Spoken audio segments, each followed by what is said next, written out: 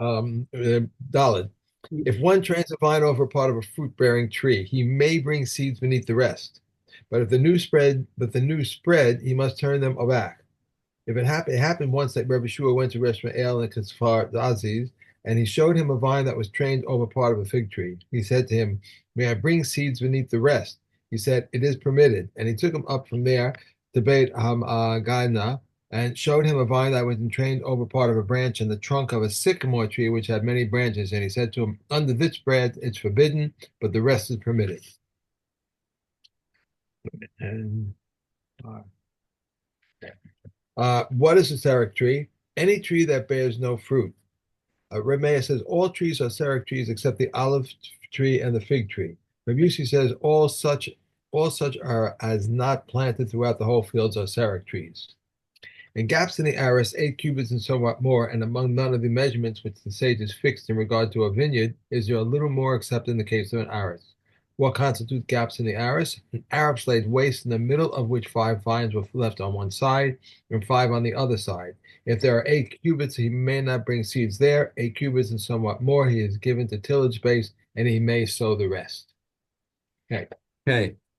Aris, shehu yotze min kosel. Now, okay, if the trellis is coming out of a wall from the corner, so it's basically over the it's draped over a wall that's run in a corner, and there's actually a little diagram inside Gehati there. You see where there's a Right, rectangle, right. and those stars each represent one vine, right? So you don't have five in a row; you have five going around the corner. Okay, so this is the question over here. What is that? Is that also considered a full vineyard? Does it need 4 amas or does it just need 6 tvachim? Okay, so it comes out of the wall and mitoch keren v'kala nosnin lo avodaso v'zorei samosar. You only have to give it 6 tvachim. That's not considered a vineyard because it's not in a straight line. Rabbi Yossi Omer, Im ein sham arba amos lo yavi zer lasham. He says if it doesn't have 4 amas in the wall, I think that is if the kotel, if the wall itself does not have 4 amas in length altogether, then Right. then because it's they're not like spread out. This is in a concentrated space. Therefore, we do treat this as a vineyard, and and you need to give it 4 amas gap before planting any seeds around it. Mhm. Okay. Mishna ches hakanim hayotzim min haaris. Okay, so you have um, uh, reeds that are protruding from the trellis. Okay.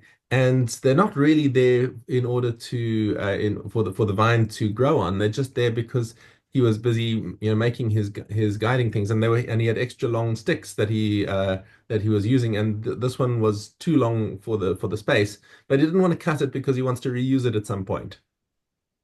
Okay, so that's why I said "V'chasalem leposkan." He didn't want to cut it because he wants to reuse it. Okay, kenegdan mutar. So then to plant underneath that extension piece where the vine is not growing and he didn't intend for it to grow. So planting under there is okay because that's not intended for the vine to go over. However, if he did put it there in intending for the vine to grow, then planting underneath it is asur. Okay. Um, Haperach hayotze min haaris. So if a shoot comes off the RS and now it extends beyond the tillage space. So let's say we're talking about a single vine. Okay. Mhm. So now the vine has sends off these little shoots. It's always grapevine is a creeper, so Right. it's always looking for places to grab onto, so they're but sticking off. So um so if you're not going to trim the grapevine where it's growing over there, ro'ino so ki'ilu metuteles tuluyabo, you look as if there's a plumb line going down. So basically vertical. Anything vertically down from there is asr to sow underneath. It's kenegdo asr. V'chein bedalis.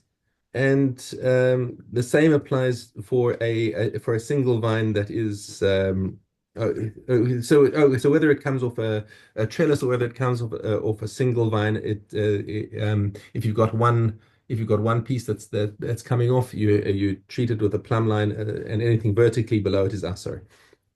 Hamotech zmora me'ilan le'ilan. What happens if you're training this grapevine to go over a bunch of trees? Tachteha asur. So again, whatever, even if you've got fruit trees that it's between them, then you'd be allowed to plant under the other side of the fruit tree. But under where the vine is growing, that's asur. Okay, sipka b'chevel or b'gemi.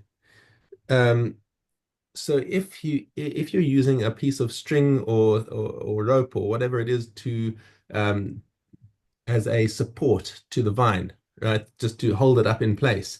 So if it's there just as a support, you're allowed to plant things underneath the support vine. However, if you put that rope there as something for the vine to grow on, then definitely it's like a trellis, and you're not allowed to plant under it even when the vine isn't there. Okay. Okay, simple Okay. enough, right? Good. Gimel Zion. Gourd in vegetable is as vegetable, but in grain it is given a bet rova. If one's field was sown with grain and he wished to plant it in a row of gourds, it is given six tefachim for tending it. And if it grew, it must uproot in front of it. Rabbi Yossi says it is given 4 amos to tend it. And they said to him, do you treat this more stringently than vine? And he said to them, we find this to be more stringent than vine, since a single vine is given six tefachim to tend it, but a single gourd is given a bet rova. But Meir says, in the name of Rabbi Israel, wherever there are 3 gourds in the Betzah, he may not bring it into the Betzah any seed. Yosef ben Hakataf Ephrati said in the name of Rabbi Israel, wherever there are 3 gourds in the Bet Kor, he may not bring it into the Bet Kor any seed. The Karakat of the vineyard, Beit Shammai says 24 amas, but Tzimel says 16 amas. The Makal of a vineyard, Beit Shammai says 16 amas, and the Beit Hillel says 12. What is a Karakat of a vineyard? A vineyard that has become bare in the middle. If it is less than 16 amas, one may not sow seeds there, and if it is 16 amas, it is given its tillage space, and one may sow the rest. Just give me a second. Let's. Solid base. What is a machol of a vineyard? Between the vineyard and the fence. If there is not 12 amos there, they may not bring seeds there. If there were 12 amos, it was given tillage space, and he may sow the rest. Okay. And we're going to put a mark over here. Okay. And here we go. Paya. Zion. A vineyard that is an oliet, Rebbe Eliezer says to the owner, Rebbe Kiva says to the poor, Rebbe Eliezer says when you harvest the grapes, you should not clean it. If there is no harvest from where there are oliet, olilot, Rebbe Kiva said to him, and you shall not clean your vineyard, even if it is an oliet. If so, why is it said, when you harvest grapes, you shall not clean it? The poor do not have oliet before the harvest. If a person consecrates a vineyard before the olive were recognizable, the olive do not belong to the poor. After the olive are recognizable, they belong to the poor. Rabbi Yossi says they are given the profit of growth to the temple treasury, which is shechircha in the aris. Whatever he cannot reach when extending his hand is in the rogalot after he passed it. From where is everyone permitted to take leket? After the namskat have gone. In the case of perid and oliot, after the poor have gone in the vineyard and have come, and in the case of olives, after the second rain has fallen. Rabbi Yehuda said, but are there not some who harvest the olives only when the second rain has fallen? Rather, after the poor man goes out and does not bring back 4 dishes worth. Okay.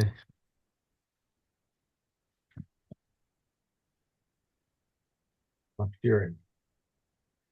Okay, great space. Regarding a bathhouse that is tame, its perspiration is tame. In a tahor bathhouse, its perspiration is included in the law of the water is placed.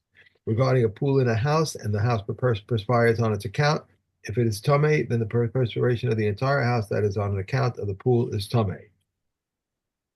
Regarding 2 pools of which one is tahor and one is tame, that which perspires closer to the tame pool, its perspiration is tame. But that which perspires closer to the tahor pool, its perspiration is tahor, and that which is equidistant between these 2 pools the preparation is tummy.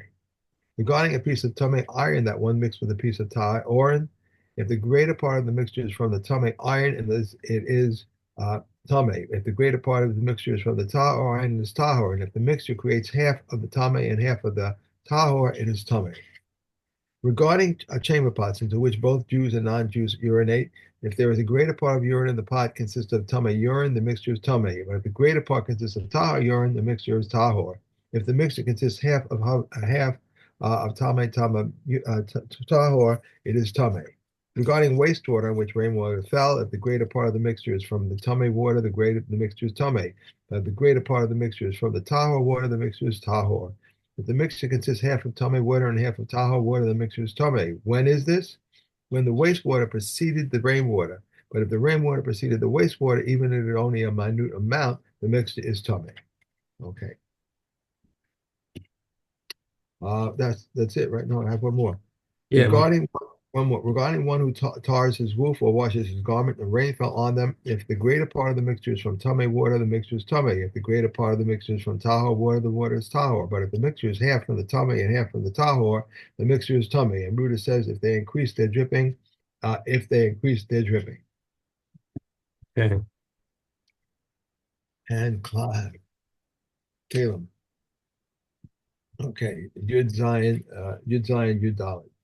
There are some items that were created on the first day that are susceptible to tumah. That which was created on the second day is not susceptible to tumah. That which was created on the third day is susceptible to tumah, and that which was created on the fourth and fifth days is not susceptible to tumah, with the exception of a utensil made from the wing of an oz and a plated ma'amas egg.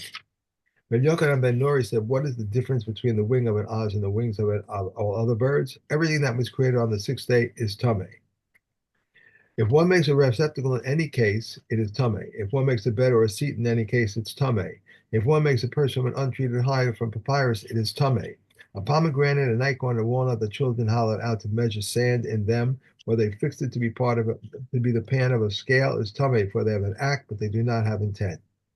The beam of a balance scale and the level of a receptacle for holding metal. A carrying pole has a receptacle for holding money. A pauper's cane has a receptacle for holding water, and a stick that has a receptacle for holding a mezuzah and pearls. These are tamei.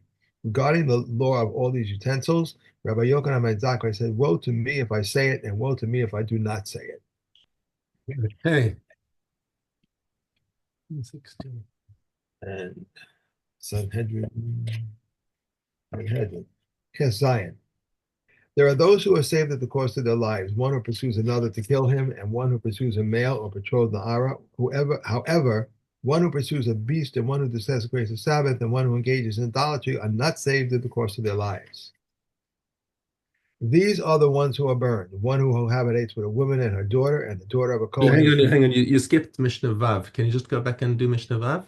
I'm sorry.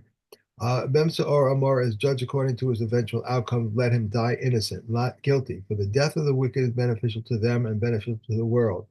But that of the righteous is detrimental to Oh, them no, and detrimental. wait, hold on. Mishnah Vav. Not you just did Hey again now. Oh, I want Mishnah Vav. Baba All right, Maktir. one enters through a tunnel. Sorry. One who enters through a tunnel is judged according to the eventual outcome. If he was coming through a tunnel and he broke a barrel, it is if his blood is accountable, he is liable. If his blood is not accountable, he is exempt. There are those who are saved at the cost of lives of one who pursue another to kill him. One who pursues a male, a betrothed Nara, one who pursues a beast, or one who desecrates Shabbos, and one who engages in idolatry are not saved at the cost of their lives. Okay. One more. So let's do. Right. These are ones who are burned. One who cohabitates with water and a woman and a daughter, one and the daughter of a Kohen who commits adultery. Included in the category of a woman and her daughter are his daughter's daughter, and his son's daughter, his wife's daughter, her daughter's daughter, and her son's daughter, his mother-in-law's mother, and his father-in-law's mother. These are the ones who are beheaded: a murderer and the inhabitants of an apostate town. A murderer struck another with a stone or with an iron, or he held him down in water or fire so that he could not escape, and he died, he is liable. If he pushed him into the water or into the fire and he was able to escape but he died, he is exempt. If he incited a dog or a snake against him, he is exempt.